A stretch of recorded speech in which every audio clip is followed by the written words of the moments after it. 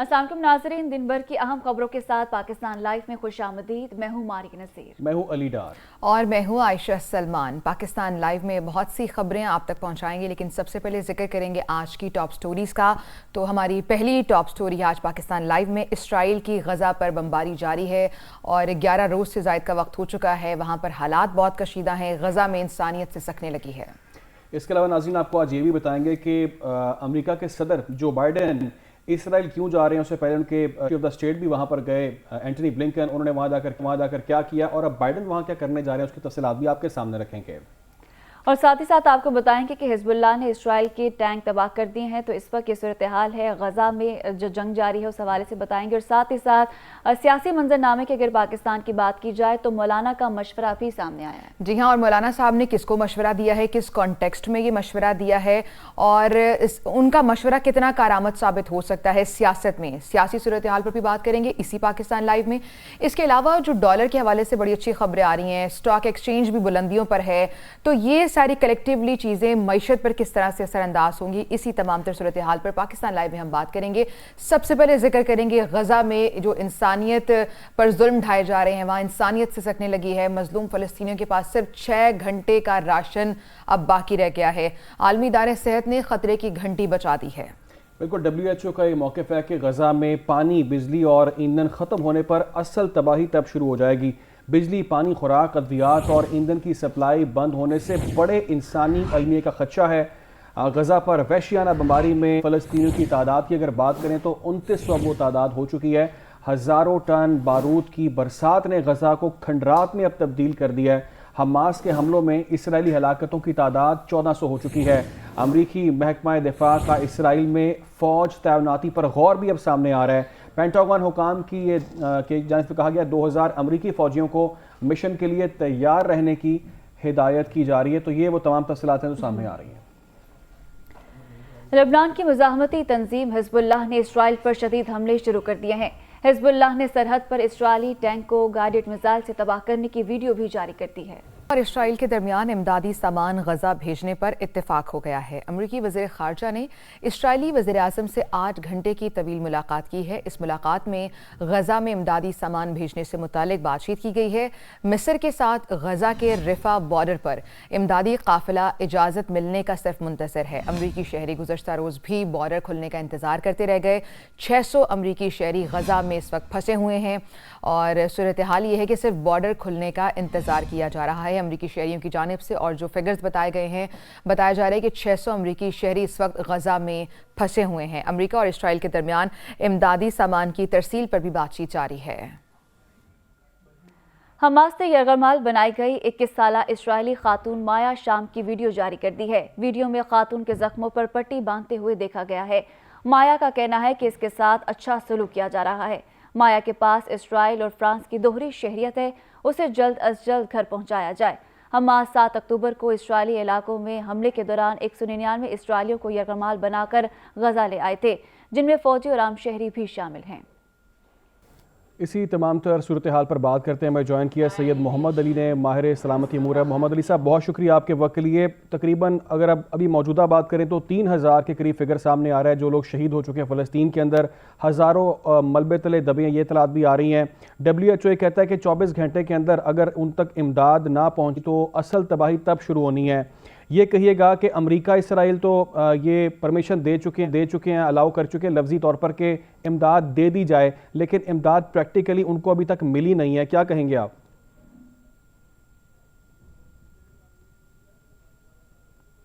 जी सैयद मोहम्मद अली, सुन पा रहे हैं आप? जी, आपको मेरी आवाज आ रही है? जी प्लीज। जी, मैं कह रहा हूँ कि देखें, ये बयानात अपनी जगह, लेकिन जिसको कहते हैं अंग्रेजी में कि they have to walk the talk. अभी तक ऑन ग्राउंड जो है वो कोई चीज प्रैक्टिकली तो नहीं हुई है, बल्कि आप देखें कल रात भी जो है जो अस्पताल हैं और डॉक्टर्स हैं और जो लोग इसराइल के अहकामात के मुताबिक शुमाली गजा से जनूबी गजा की तरफ गए हैं, उनके ऊपर भी एयर अटैक्स किए गए हैं। और आप जानते हैं कि तकरीबन न सिर्फ डॉक्टर्स बल्कि 10 के करीब जो सहाफ़ी हैं बैनुल अक़वामी इदारों के, उनको भी हलाक किया गया है। तो जहां तक ये बात है कि देखें, जो इंसानी वहां पे सूरत हाल है वो तो इंतहाई मैं समझता हूँ कैटेस्ट्रॉफिक है। 10 से 11 लाख लोग जो हैं इस वक्त बेघर हो चुके हैं 10 दिन की जंग के अंदर, और अभी तक कोई ह्यूमैनिटेरियन इंटरवेंशन जो है वो इसराइल ने अमेरिका के दबाव और मुस्लिम ममालिक की कॉल के बावजूद, अक़वाम मुत्तहिदा और WHO की अहकामात के बावजूद एक्सेप्ट नहीं की है।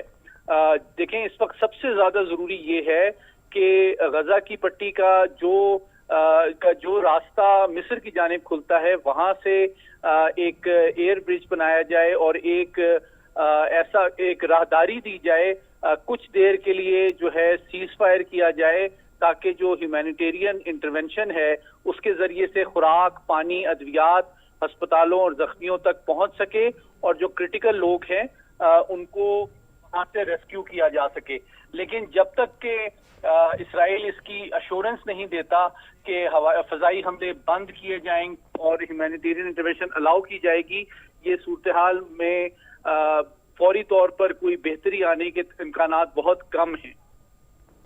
ठीक है, सैयद मोहम्मद अली साहब हमारे साथ ही मौजूद रहे। नाज़रीन को दो बहुत इंपॉर्टेंट खबरें बतानी है, उस पर भी आपका हमने तज्जिया लेना है कि अमरीकी सदर जो बाइडन का बुध को इसराइल के दौरे का इम्कान जाहिर किया गया है। अमरीकी अखबार न्यूयॉर्क टाइम्स के मुताबिक अमरीकी सदर के मुजवज़ा दौरे की वजह से इसराइल फ़ौज का गजा में दाखिल होने का मनसूबा अल्तवा का शिकार हो सकता है। इसराइली फ़ौज के तर्जुमान ने अमरीकी अखबार को यह बताया कि गजा में ज़मीनी ऑपरेशन बारे अभी हालात का जायज़ा लिया जा रहा है। इसराइल ने अमेरिका से फौरी तौर पर $10 अरब इमदाद की भी दरख्वास्त कर दी है। तो अमेरिकी सदर जो बाइडन अगले रोज़ ये प्लान कर रहे हैं कि उनको इसराइल जाना है। ये डेवलपमेंट सामने आ रही है। उससे पहले हमने देखा कि एंटनी ब्लिंकन भी वहाँ पर गए थे और अब खबर आ रही है कि अमेरिकी सदर जो बाइडन वहाँ पर जाएंगे। अमेरिकी महकमा दिफा ने इसराइल में फ़ौज तैनाती पर अब गौर शुरू कर दी है। बहुत इंपॉर्टेंट ये डेवलपमेंट है। पेंटागन की जानिब से 2000 अमेरिकी फ़ौजियों को मिशन के लिए तैयार करने की हिदायत जारी कर दी गई हैं। अमेरिकी फ़ौज इसराइल की ऑपरेशन में मुआवनत फराहम करेगी। 24 घंटों के नोटिस पर फ़ौज को तैनात किया जा सकता है। पेंटागन का कहना है अमेरिकी सदर बुध के रोज़ इसराइल का दौरा करने जा रहे हैं और ये वो सेंटकॉम के चीफ भी वहाँ पहुँच चुके हैं। बहुत सारी खबरें अब सामने आ रही हैं। अमरीकी सदर की अब इस अहम मामले पर जो है वो ये पेशरफ सामने आ रही है। इसी पर बात कर रहे हैं, हमारे साथ मौजूद हैं सैयद मोहम्मद अली। सैयद मोहम्मद अली साहब, अमेरिका के सदर हैं जो बाइडन अब वो भी जा रहे हैं इसराइल। उससे पहले हमने देखा कि जो वज़ीर ख़ारिजा हैं अमेरिका के एंटनी ब्लिंकन वो भी वहाँ पर गए। लेकिन दूसरी जानिब हमने देखा कि रशिया ने, रूस ने सलामती कौंसिल के इजलास में करारदाद पेश की और वो करारदाद ये थी कि जंग बंदी के ऊपर इत्तफाक कर लिया जाए, लेकिन अमेरिका ने उस करारदाद की मुखालफत की। मैं जानना आपसे ये चाहता हूँ कि अमेरिका इस वक्त कर क्या रहा है? क्या वो इस जंग की मुखालफत कर रहा है या वो इस जंग को बढ़ाना चाहता है? क्योंकि हम देख रहे हैं कि वो मिलिट्री असिस्टेंस भी कर रहा है।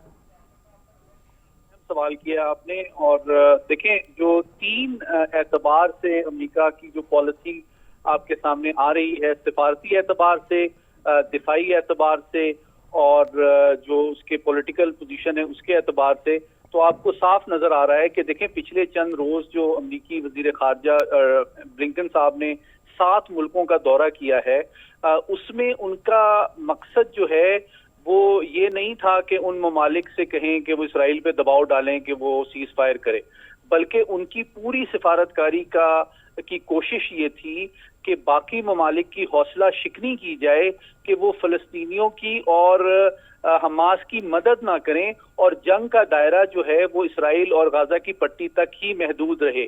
क्योंकि अगर इस जंग का दायरा बढ़ता है, फैलता है, दीगर ममालिक या तंजीमें इसमें शामिल होती हैं, तो इसराइल के लिए ज्यादा मुश्किलात पैदा हो जाएंगी और जंग को कंट्रोल करना इसराइल के लिए मजीद मुश्किल हो जाएगा।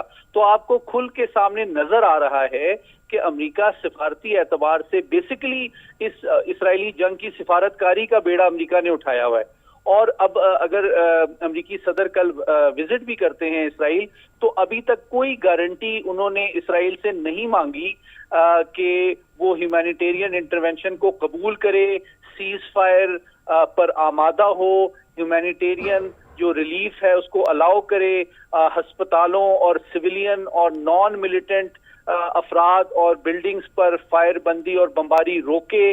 आपको इस तरह की कोई कॉल किसी बड़ी ताकत से, खुसूसन अमेरिका से, तो बिल्कुल किसी भी लेवल पे सामने नहीं आ रही है। मोहम्मद अली साहब, यही पे एक पॉइंट ऐड कर दूं आपकी बात के अंदर, ये जो आप बात कर रहे हैं, आपने भी शायद खबर सुनी भी हो कि अमेरिकी जो महकमा दिफा का स्टेटमेंट है वो बहुत इंपॉर्टेंट है कि यहाँ पर जो फ़ौज है अमरीकी वो तैनात की जाएगी, जिसमें कहा जा रहा है कि 2000 के करीब फ़ौजी हैं अमरीकी जो वहाँ पर तैनात किए जा सकते हैं।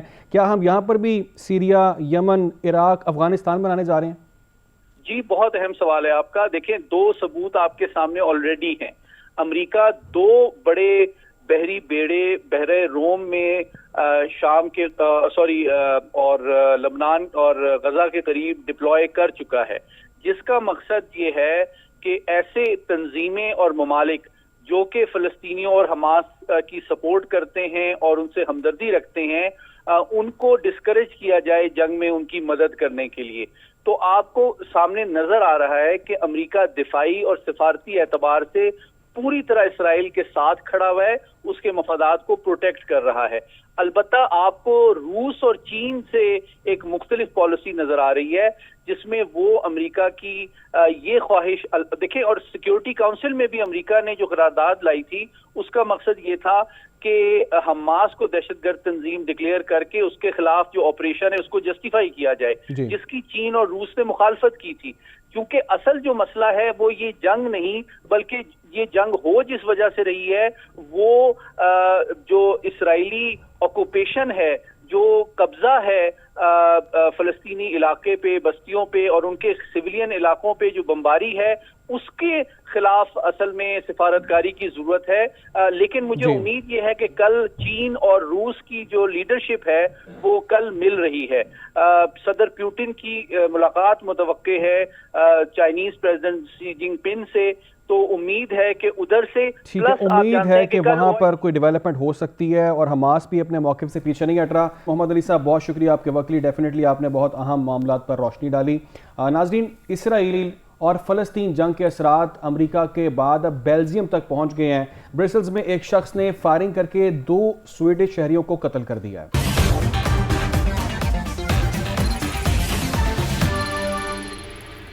Once again viewers, welcome back to Pakistan live. और पाकिस्तान लाइव में बात करेंगे कुछ सियासत की। तो पाकिस्तान में सियासत का महवर इस वक्त है नवाज शरीफ की वापसी। नवाज शरीफ 21 अक्टूबर को पाकिस्तान वापस आ रहे हैं, जहां वो नैब के 2 करप्शन रेफरेंसेस में सजा याफ्ता होने की वजह से नैब को मतलूब भी हैं।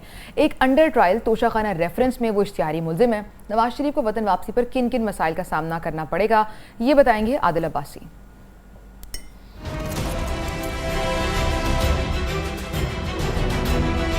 नवाज शरीफ लाहौर हाईकोर्ट से 4 हफ्तों की तिबी बुनियादों पर जमानत हासिल करने के बाद 19 नवंबर 2019 को बैरून मुल्क गए थे।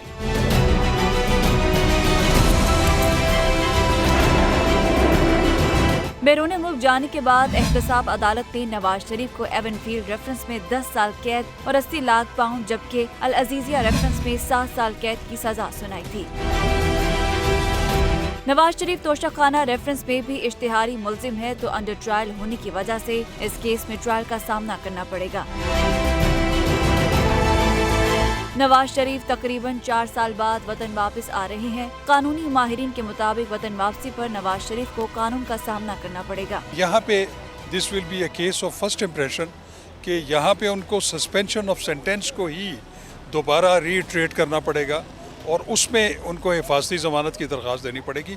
लेकिन ऐसी नज़ीर जो है वो पाकिस्तान की अदालती जो है तारीख में नहीं मिलती। अदालती मफरूर है और अदालती मफरूर जो है उसको कोई कानून में इस्तेहकाक हक नहीं मिलता, उसको रियायती हक और ना मिल सकता है, इसलिए वो अडयाला जेल जाएंगे। वो अपने आप को सरेंडर करें बिफोर जेल अथॉरिटीज़, वो वहाँ चले जाएं उस कन्विक्शन में, फिर पहले अपील को रेस्टोर कराएं, फिर उसके बाद ज़मानत के लिए वो अप्लाई करेंगे सेक्शन 426 के तहत कि जजमेंट की एग्जीक्यूशन सस्पेंड कर दी जाए, जो कि ऑलरेडी डिसमिस हो चुकी है। जब मेरिट पे ऑलरेडी डिसमिस हो जाए कोई ज़मानत, तो उसके बाद आम तौर पर एब्सकॉन्डर की और इश्तिहारी मुजरिम की ज़मानतें नहीं हुआ करती। जब वो एप्लीकेशन देंगे, सरेंडर करेंगे, तो उनकी अपील जो है उस पर फिर फैसला होगा कि क्योंकि एब्सेंशिया में ट्रायल नहीं होता, तो उनकी जब अपील डिसमिस की गई तो उसके आखिरी लफ्ज़ में लिखा गया कि वो जब सरेंडर करेंगे, वो एप्लीकेशन देंगे, तो उनकी अपील इंशाल्लाह फिर सुनी जाएगी। कानूनी माहिरीन का कहना है कि नवाज शरीफ के शरीक मुल्जिमान की बरियत की वजह से नवाज शरीफ को मुकदमात में क्लीन चिट मिलेगी। तहां वतन वापसी पर नवाज शरीफ को अदालत या जेल हुकाम के सामने सरेंडर करना लाजिम होगा। इसके बाद ही नवाज शरीफ को अदालत से रिलीफ मिल सकता है।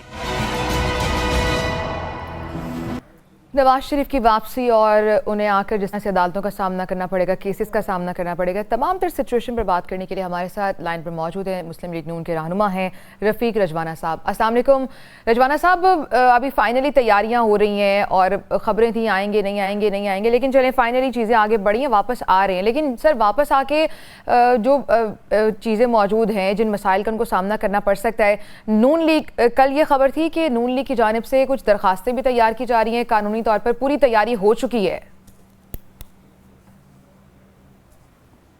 दोनों तैयारी मुकम्मल है जी। कानून के मुताबिक जो भी कार्रवाई करनी है, प्रोटेक्टिव बेल की, उसके बाद बेल की, उससे पहले अपील की रेस्टोरेशन की, तमाम कानूनी तैयारी मुकम्मल है। और अल्हम्दुलिल्लाह 21 अक्टूबर के जलसे की भी मुकम्मल तैयारी पूरे पाकिस्तान भर में हो रही है। और बड़ी हमारे वर्कर, हमारे टिकट होल्डर्स, हमारे MNA, MPs, हमारी पार्टी के अहदेदारान, सब लोग बड़ी मेहनत से काम कर रहे हैं और मियां साहब का बड़ा इंतजार था। इंशाल्लाह वो आ रहे हैं, अल्हम्दुलिल्लाह फिर उसी तरह से पाकिस्तान को आगे चलाने के लिए मेहनत की जाएगी। अच्छा रफीक साहब, इन एनी केस अगर जैसे पीपल्स पार्टी भी कह रही है कि जब नवाज शरीफ वापस आएंगे उन्हें जेल जाना पड़ेगा, असद उमर साहब भी इस बार ये बार बार ये बात कर रहे हैं, इन एनी केस अगर वाकई जेल जाना पड़ जाता है तो फिर क्या प्लान है नून लीग का? और पीपल्स पार्टी तो कह रही है बैकडोर मुज़ाकरात भी चल रहे हैं, बातचीत भी हो रही है, तो क्या वे आउट होगा फिर नून लीग का, क्या नेक्स्ट होगा? देखिए जी, जो अदालत का फैसला होगा उसके मुताबिक अपना प्रोग्राम होगा हमारा। हमने अपने प्रोग्राम फाइनल किए हुए हैं। The law will take its course. और बाकी क्या सराइयाँ जो है वो तो होती रहती है। वो जेल में जाना एक राय हो सकती है। बाज़ औक़ात कुछ आदमी विशुअल थिंकिंग में होते हैं कि वो जेल में जाएंगे, वो फलां जेल में जाएंगे, ये होगा, वो उनकी विशुअल थिंकिंग है। एक कानूनी राय, हर बंदा अपनी एक राय रखता है। He has a right to say, जिनको कानून का पता है।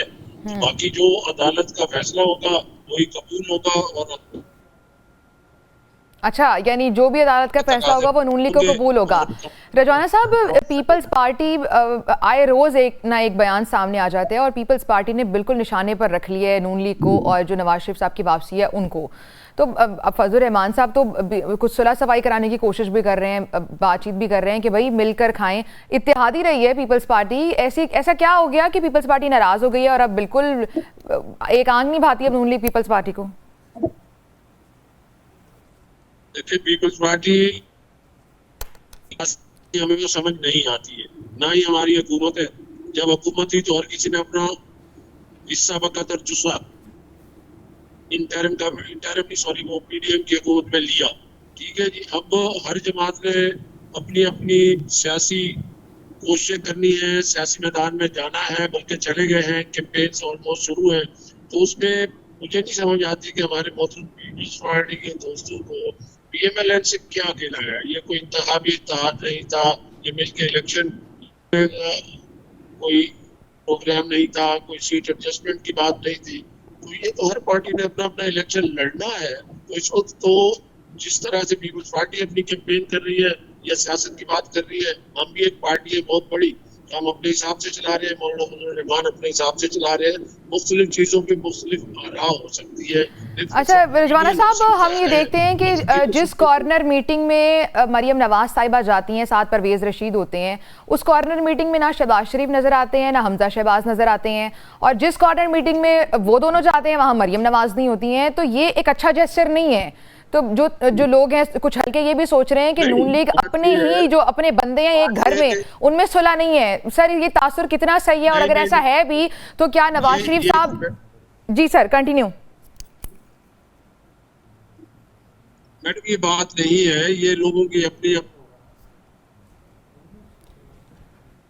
जी रजवाना साहब आवाज आ रही है आपको? जलसे हैं पूरे पाकिस्तान में, सुन ले, पूरे पाकिस्तान में ऑर्गेनाइज कर रहे हैं। तो हर आदमी और बशमूल मरियम नवाज साहिबा अपनी अपनी जगह पे अपना अपना काम कर रहे हैं जिस तरह उनको असाइन किया गया है। कोई इख्तलाफात की खबरें नहीं है, कोई ऐसी बात नहीं है। ये एक लोगों की अपनी सोच है, एक तरह है। मैं इनसे एग्री नहीं करता और मैं समझता हूँ कि जिस इत्तेहाद और यगानत से हमारी पार्टी लीडरशिप चल रही है और लोगों से राब्ता कर रही है, उसमें दो राय नहीं है।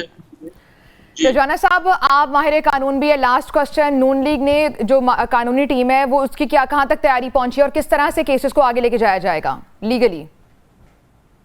देखिए, मैं कानून भी समझता हूँ, वो तैयारी अपनी कर चुके हैं। इंशाल्लाह 1-2 दिन में अपना स्टेप लेंगे, सबके सामने आ जाएगा। बगैर तैयारी के तो कोई चीज हो ही नहीं सकती, और इतना बड़ा स्टेप लेने जा रहे हैं। और मियां नवाज शरीफ साहब पाकिस्तान आ रहे हैं, लोगों की चश्मे में रोशन, दिल माशात की हद तक लोग सारे मुंतजिर हैं।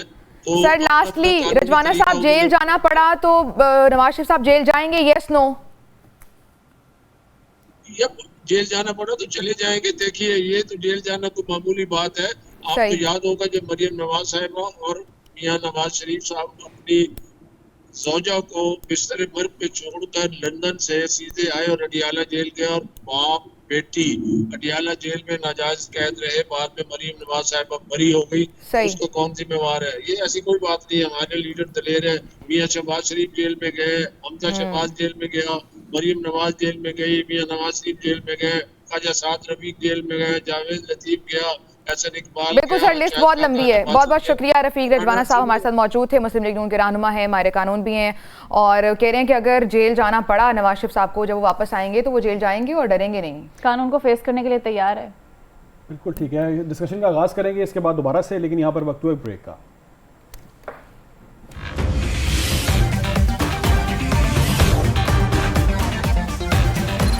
नाजरीन, एक और खबर सियासी मंजरनामे से कि मौलाना फजल रहमान और साबिक सदर आसिफ अली जरदारी की अंदरूनी कहानी सामने आ चुकी है। दोनों रहनुमाओं के दरमियान मुलाकात 50 मिनट जारी रही। ज़राए के मुताबिक आसिफ जरदारी ने सिंध में JUIF के नए इत्तेहादियों की बात की।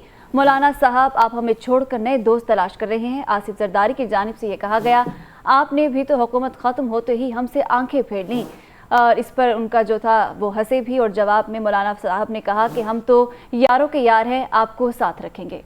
जी हाँ, ये वो दिलचस्प मुकालमा हुआ है आसिफ जरदारी और मौलाना फजल रहमान के दरमियान, और इस मुलाकात में एक दूसरे से हंसी मजाक में शिकवे भी किए गए हैं।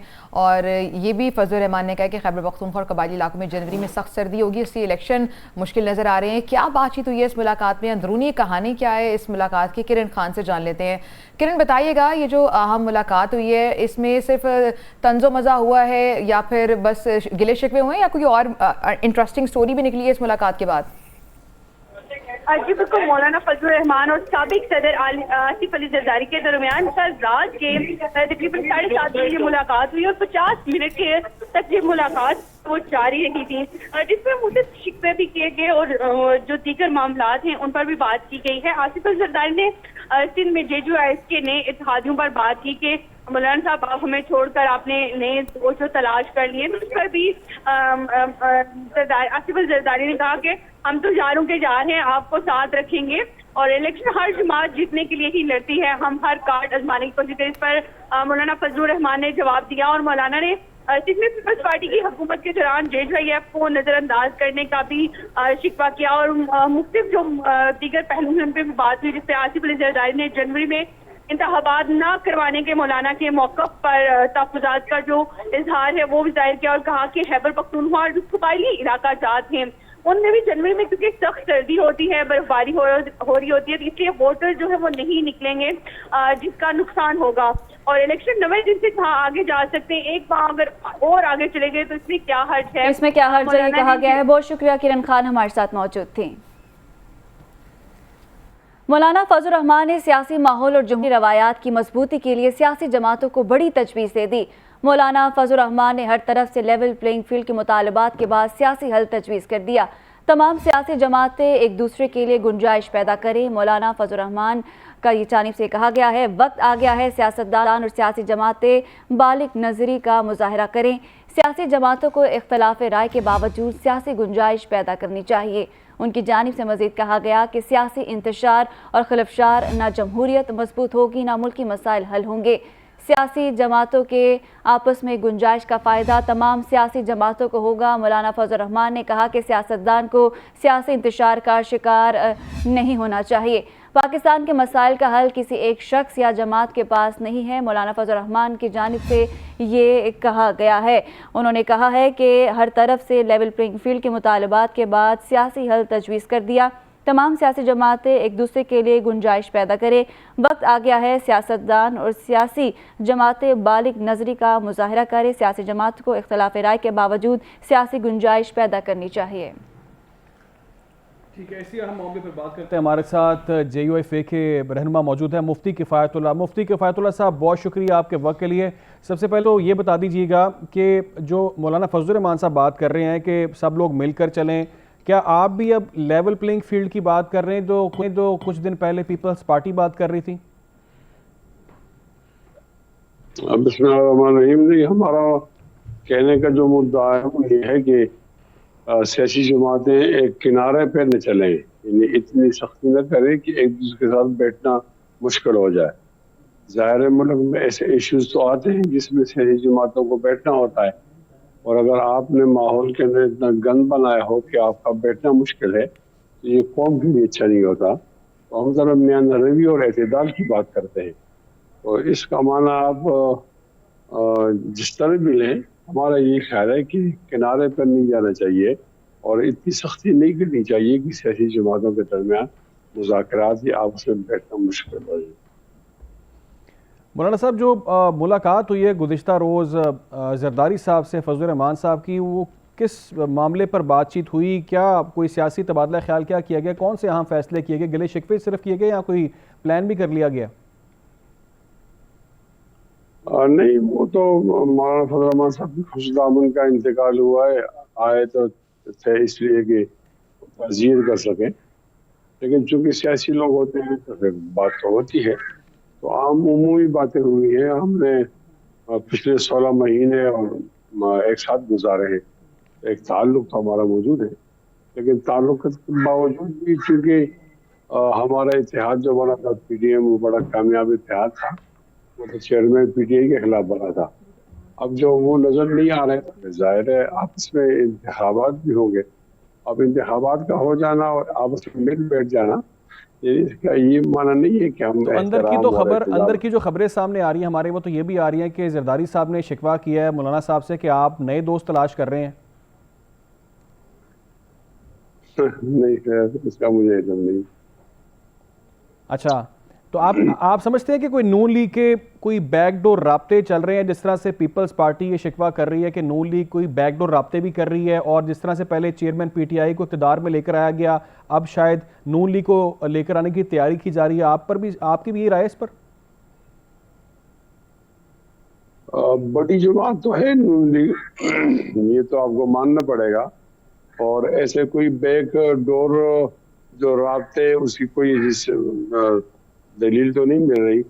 अलबत्ता ये एक बात समझ में नहीं आती, माफ कीजिए, अगर कोई नून का साथी हमें ये समझा दे तो आसानी हो जाएगी कि जिस तरह पहले एक माह पहले मियाँ नवाज शरीफ साहब वो मुज़ाहिमत की बात करते थे, अब वो मुज़ाहिमत की बात कहीं नज़र नहीं आती।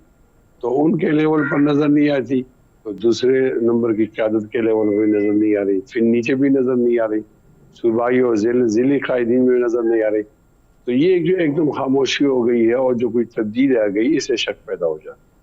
अच्छा, तमाम जमातें इस वक्त इलेक्शन के लिए बात कर रही हैं, लेकिन एक वाहिद आपकी जमात है जो शायद ये जो जनवरी आ रहा है उसमें इलेक्शन नहीं चाहती। आप चाहते हैं इलेक्शन? नहीं चाहते तो हैं हम, तो हमारी आधी बात सुनी गई है, आधी बात ही नहीं सुनी गई। हमारी पहली बात तो ये है कि आप नवंबर में इलेक्शन कराओ, हम उसके लिए तैयार हैं, आज भी तैयार हैं। तो हम तो नवंबर के हक में, लेकिन जब आप नवंबर को थोड़ा सा 90 दिन को 91 कर लेते हो तो खिलाफ मावराए कानून तो हो गया, मावराए आइन। जब मावराए आइन आएगा तो कहते हैं अब मावराए आइन हो गया, थोड़ी सी हमारी बात भी सुनो।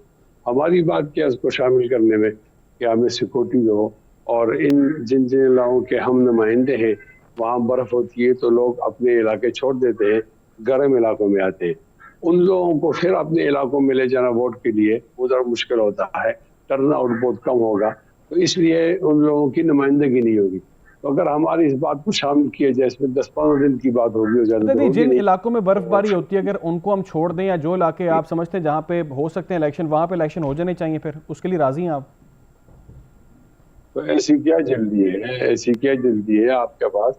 यानी कोई ऐसा बहरान तो नहीं आ रहा जिसे खुदा न खासा मुल्क की सामीनियत पर नहीं, लोग इंतजार कर रहे हैं ना, लोग इंतजार कर रहे हैं अपनी हम इलेक्टेड गवर्नमेंट को लेके आए। इस चीज पे राजी कर रही है कोई? आपने कोई जरदारी साहब को भी इस पर आपने एग्री करवाया कि नहीं करवाया? हमारी जो बात है वो सालों और महीनों की नहीं, 10-15 दिनों की है। अगर आप 10-15 दिन में गुंजाइश पैदा करें तो सारा मसला हल होता है। हम कहते हैं जितने भी कार्नर्स हैं फॉर्म के, वो सारे कार्नर इलेक्शन में शामिल हो जाएं और इलेक्शन की शफाफियत पर कोई एतराज ना हो, तो ये तो मुनासिब बात है। ठीक है मुफ्ती किफायतुल्लाह साहब, बहुत शुक्रिया आपके वक्त के लिए। डेफिनेटली अब देखना ये है कि ये इत्तेहाद सिर्फ मेल मुलाकातों तक है या वाकई में दोनों पार्टीज मिलकर आगे के लिए कोई काम करने जा रही हैं। अब कुछ बात पाकिस्तान स्टॉक मार्केट की, तो पाकिस्तान स्टॉक मार्केट में ज़बरदस्त तेज़ी। 100 इंडेक्स 6 साल बाद 50,000 की हद को छू गया है। 100 इंडेक्स में 286 पॉइंट्स का इजाफा रिकॉर्ड किया गया। इससे कबल इंडेक्स जनवरी 2017 में 50,000 की सतह पर पहुंचा था। रवा अक्टूबर में इंडेक्स 3700 पॉइंट्स का इजाफा देखा गया है। खुशाइन खबर है हमारी इकॉनमी के लिए कि 100 इंडेक्स में 3700 पॉइंट्स का इजाफा देखा गया है। 11 महीने बाद अगस्त में बड़ी सनतों की पैदावार में इजाफा हुआ है। बड़ी सनतों की पैदावार LSM अगस्त में सालाना बुनियादों पर 2.52% बढ़ गई है। माहाना बुनियादों पर LSM में 8.44% का इजाफा देखा गया है। इदारे शुमारियात की जानिब से ये बताया गया है। ये पेशरफ जुलाई से लेटर ऑफ क्रेडिट में नरमी के बाद सामने आई है। इदारे शुमारियात की जानिब से ये फिगर्स बताए गए हैं। 22 में से 10 सनतों की पैदावार में इजाफा हुआ है। इदारा शुमारियात की जानिब से ये भी कहा गया है कि दरामदी अशिया पर लगी पाबंदियों में नरमी की वजह से खाम माल की सूरत हाल बेहतर हुई है।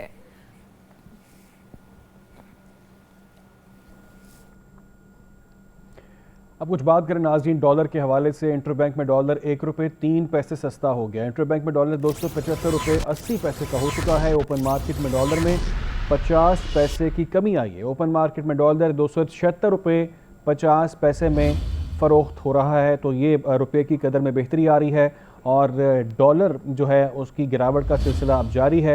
ओपन मार्केट में डॉलर 50 पैसे मज़ीद अब कम हो चुका है। आपको इस हवाले से अपडेट कर रहे हैं डॉलर की ताज़ा तरीन खबर के हवाले से कि ओपन मार्केट में डॉलर 276 रुपये 50 पैसे में फ़रोख्त किया जा रहा है।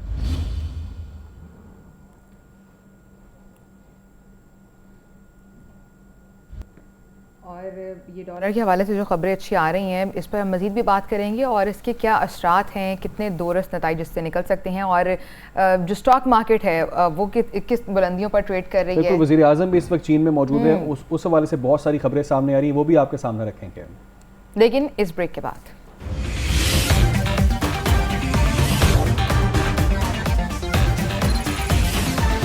हेडलाइन से पहले आप लोगों के साथ शेयर की और इस हाफ में बहुत सारी और इंपॉर्टेंट डेवलपमेंट्स आपके साथ शेयर करेंगे। आपको बताएंगे कि इस वक्त निगरान वज़ीर आज़म अनवारुल हक काकड़ जो हैं वो मौजूद हैं चीन में, वहाँ पर उनकी क्या एक्टिविटीज़ चल रही हैं और ख़ास तौर पर ये कि जो अहकामात उनकी जानिब से सामने आए कि पेट्रोल तो सस्ता हो गया लेकिन आवाम को रिलीफ भी पहुँचना चाहिए, मिलना चाहिए, उस पर अब क्या पेशरफ्त हुई आयशा, वो भी नाज़रीन को बताएंगे। इसके अलावा सियासी मंजरनामे की बहुत सारी डेवलपमेंट्स और भी आ रही हैं, उस पर भी बात करेंगे, जबकि ख़ास तौर पर गज़ा का जो इस वक्त वहाँ पर जो सूरत हाल चल रही है उस पर भी हम बात करेंगे। इसके अलावा स्टॉक मार्केट जो अब तक की बुलंद तरीन सतह पर है, डॉलर का जो जिस तरह से डॉलर को लगाम डली है, तो मईशत के हवाले से भी अच्छी खबरें आ रही हैं, उस पर भी हम बात करेंगे। इसके साथ साथ जो मज़ीद डेवलपमेंट्स हो रही हैं, जैसे अभी हमने कुछ देर पहले बताया आपको कि जो पेट्रोल की प्राइस कम हुई थी उसके अब असरात भी नजर आना शुरू हो गए। आपने स्टॉक की बात की है तो पाकिस्तान स्टॉक मार्केट में ज़बरदस्त तेज़ी। 100 इंडेक्स 6 साल बाद 50,000 की हद को छू गया है। 100 इंडेक्स में 286 पॉइंट्स का इजाफा रिकॉर्ड किया गया है। साथ ही साथ आपको बताएं कि इससे कबल इंडेक्स जनवरी 2017 में 50,000 की सतह पर पहुंचा था। इस पर की मस्बत रुझान है जो हम देख रहे हैं। रवा अक्टूबर में इंडेक्स 3700 पॉइंट्स का इजाफा देखा गया है।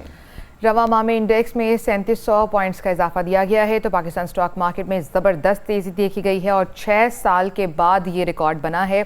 तो जी 11 महीने के बाद अगस्त में बड़ी सनतों की पैदावार में भी इजाफा होगा। इसके साथ साथ ये खबर है कि अगस्त में बड़ी सनतों की पैदावार में 11 महीने बाद इजाफा होगा। बड़ी सनतों की पैदावार LSM सालाना बुनियादों पर 2.52% बढ़ी है। इदारा शुमारियात बताते हैं कि माहाना बुनियादों पर LSM में 8% से ज़ायद का इजाफा हुआ है। ये पेशरफ जुलाई से लेटर ऑफ क्रेडिट में नरमी के बाद सामने आई है। इदारा शुमारियात की रिपोर्ट ये बता रही है 22 में से 10 सनतों की पैदावार में इजाफा हुआ है। अच्छे फिगर सामने आ रहे हैं। दरामदी अशिया पर लगी पाबंदियों में नरमी की वजह से खाम माल की सूरत हाल भी बेहतर हुई है। इदारा शुमारियात की ये रिपोर्ट बता रही है और ये जो फिगर्स हम आपसे शेयर कर रहे हैं उसी रिपोर्ट के मुताबिक कहा यह गया है कि दरामदी अशिया पर जो पाबंदी लगी थी उन पाबंदियों में नरमी आई है और उसकी वजह से खाम माल की सूरत हाल भी अब बेहतर हुई है। इसी पर बात कर लेते हैं। अशफाक तौला हमारे साथ मौजूद हैं, माहिर मईशत हैं। अस्सलाम वालेकुम अशफाक साहब, बहुत शुक्रिया आपके वक्त का। अशफाक साहब, 6 साल के बाद रिकॉर्ड टूटा है, स्टॉक मार्केट अब तक की बुलंद तरीन सतह पर है। किसे क्रेडिट देते हैं, क्या वजूहात है, क्या रीजंस हैं इसके पीछे? बिस्मिल्लाहिर्रहमानिर्रहीम, थैंक यू वेरी मच। देखें, क्रेडिट तो क्यूमुलेटिव जाता है और स्टॉक एक्सचेंज फंडामेंटल और रे ऑफ होप पे चलती है।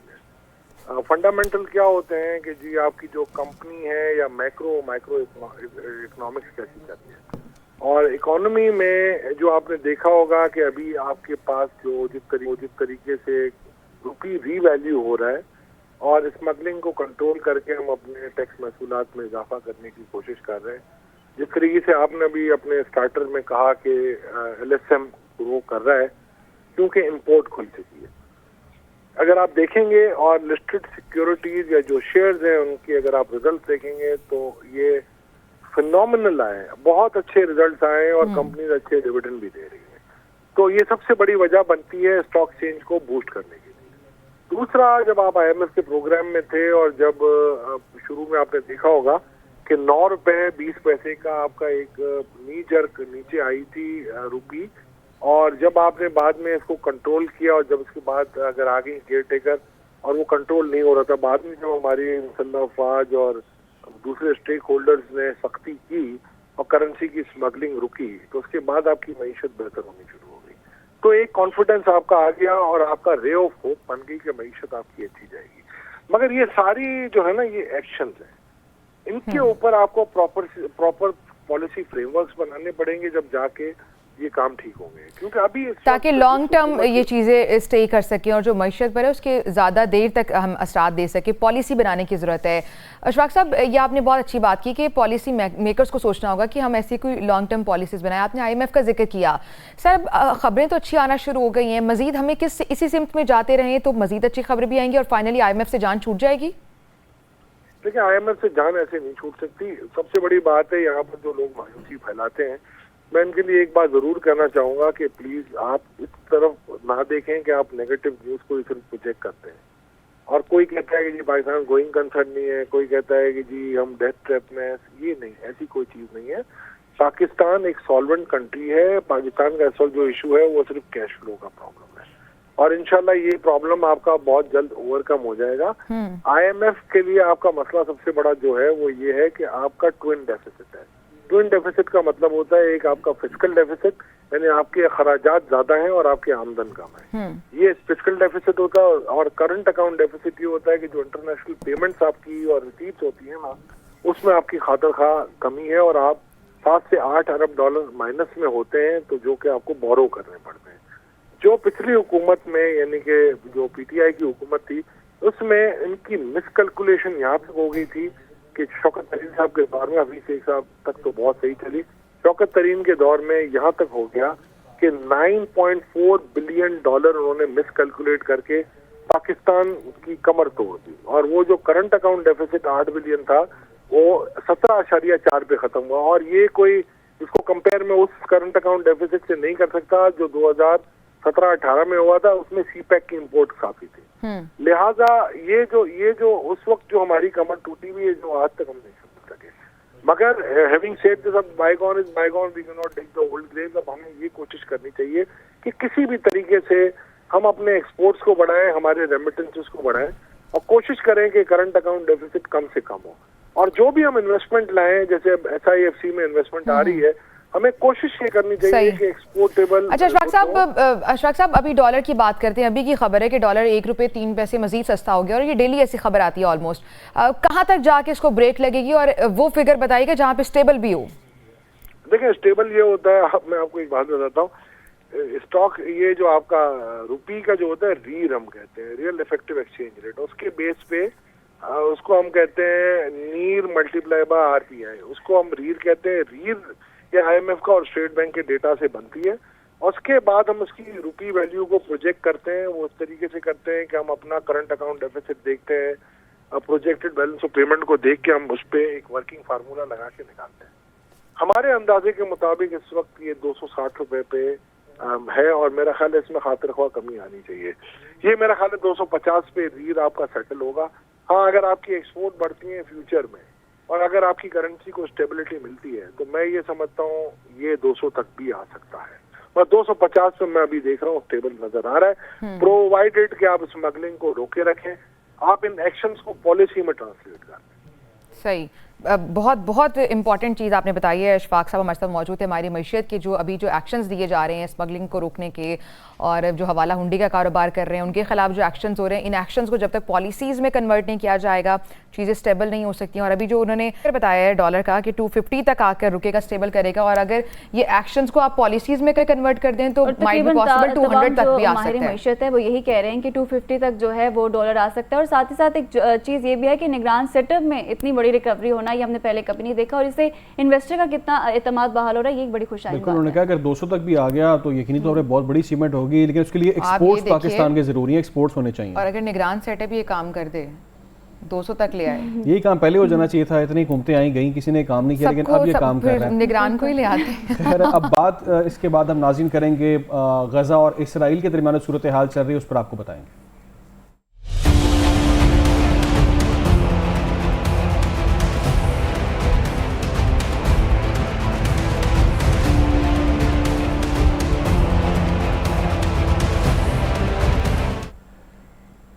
गजा में इंसानियत सिसकने लगी है। मजलूम फ़लस्तीनियों के पास सिर्फ अब 5 घंटे का राशन मौजूद है। आलमी इदारा सेहत ने ख़तरे की घंटी बजा दी है। WHO का कहना है कि गजा में पानी, बिजली और ईंधन ख़त्म होने पर असल तबाही शुरू होने जा रही है।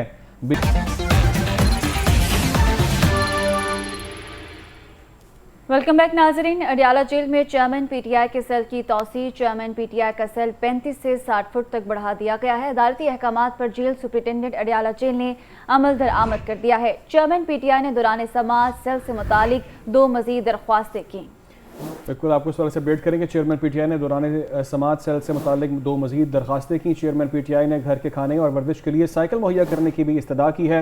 जेल में खाना मुहैया करने की जिम्मेदारी जेल हुकाम की है, अदालत ने वाज़ेह किया। सुप्रिटेंडेंट जेल को मैनुअल के तहत साइकिल मुहैया करने का हुक्म भी जारी कर दिया गया। अडियाला जेल में चेयरमैन PTI के सेल की तौसी का यह मामला है। चेयरमैन PTI का सेल 35 से 60 फुट तक बढ़ा दिया गया है। अदालती अहकामात पर जेल सुप्रिटेंडेंट अडियाला जेल ने अमल दामद कर दिया है। चेयरमैन PTI ने दौरान समात सेल से मुतालिक 2 मजीद ये दरखास्तें दायर की। चेयरमैन PTI ने घर के खाने और वर्जिश के लिए साइकिल मुहैया करने की दरख्वास्त की। जेल में खाना मुहैया करने की जिम्मेदारी जेल हुकाम की है। अदालत की जानिब से ये अहम अहकामात इस केस में दिए गए। इसी पर तफसीलात जानते हैं, हमारे साथ मौजूद हैं आदिल सईद अब्बासी। आदिल सईद अब्बासी, क्या तफसीलात हैं? देखिए, अडियाला जेल में कैद चेयरमैन तहरीक इंसाफ की जेल में जो उनका जेल उसको बढ़ा दिया गया है, उसके रकबे को बढ़ा दिया गया है। 35 फुट की पहले जो है वो जेल का कमरा था उनका, लेकिन उसे बढ़ाकर अब तकरीबन 60 फुट के करीब कमरा जो है वो कर दिया गया है। अदालत ने चेयरमैन तहरीक इंसाफ को जेल मैनुअल के मुताबिक वर्जिश का सामान भी मुहैया करने के अहकाम जो हैं वो जारी कर दिए हैं।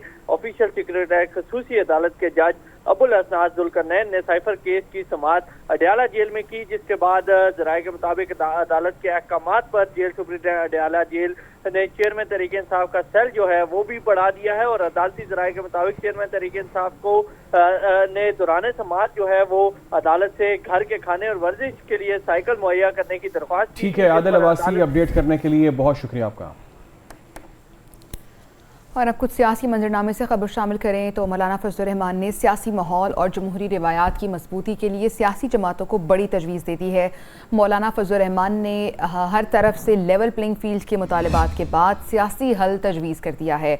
कहा है कि तमाम सियासी जमातें एक दूसरे के लिए गुंजाइश पैदा करें और मज़ीद कहा कि वक्त आ गया है सियासतदान और सियासी जमातें बालिग नज़री का मुजाहरा भी करें। मौलाना फजलुर रहमान की जानिब से ये बड़ी तजवीज़ सामने आई है जिसमें उन्होंने सियासी जमातों को कुछ मशवरे दिए हैं और कहा है कि सियासी जमातों को इख्तिलाफी राय के बावजूद सियासी गुंजाइश पैदा करनी चाहिए। और इसके अलावा उन्होंने ये भी कहा है कि सियासी इंतशार और खलफशार से ना जमहूरियत मजबूत होगी, ना ही मुल्की मसाइल हल होंगे। और उन्होंने कहा है कि सियासी जमातों को आपस में गुंजाइश का फ़ायदा तमाम सियासी जमातों को होगा। ये उन्होंने तमाम सियासी जमातों को मशवरा दिया है। कहा है कि सियासतदान को सियासी इंतशार का शिकार नहीं होना चाहिए। लेवल प्लेइंग फील्ड का उन्होंने मुतालबा भी किया और कहा कि तमाम जमातों को सेम लेवल प्लेइंग फील्ड मिलनी चाहिए। कहा है कि तमाम सियासी जमातें मिल बैठ कर फैसले करें। और इसके अलावा ये भी कहा कि मुल्की मसाइल का हल इसी तरह निकल सकता है। बड़ी तजवीज़ दी है मौलाना फजल रहमान ने तमाम सियासी जमातों को। और जब हम देखें कि जब तमाम सियासी जमातें जब मुल्क की तरक्की के लिए काम करना चाहती तो बड़ा अच्छा मशरा है कि तमाम सियासी जमातें मिलकर इकट्ठे एक पेज पर चल के तो मुल्क की तरक्की के लिए काम करें। लेवल प्लेइंग फील्ड का मुतालबा बेसिकली वो भी कर रहे हैं। इससे पहले जो पीपल्स पार्टी कर रही थी, आज वही मुतालबा किया जाए उनकी जानिब से।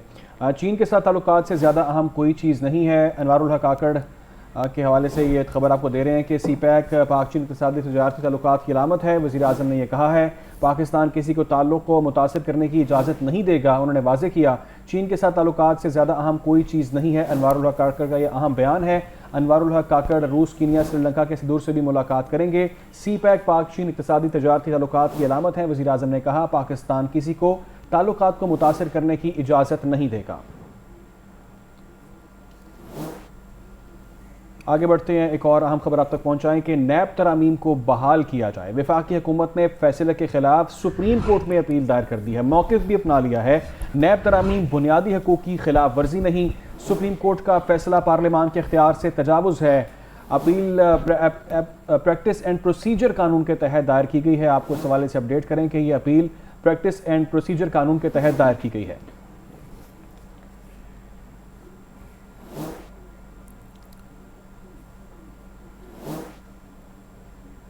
नवाज शरीफ की वापसी को पीपल्स पार्टी के रहनुमा सईद गनी ने भी खुश आइंद करार दे दिया है। कहते हैं पीपल्स पार्टी का तो हमेशा से ये मौक़िफ़ था नवाज शरीफ वतन वापस आएं और सियासत में हिस्सा लें। इसी हवाले से मजीद तफसीलात भी जान लेते हैं। कराची से हमारे नुमाइंदे नजीब नाइच हमारे साथ मौजूद हैं। नजीब, डिटेल्स बताइए।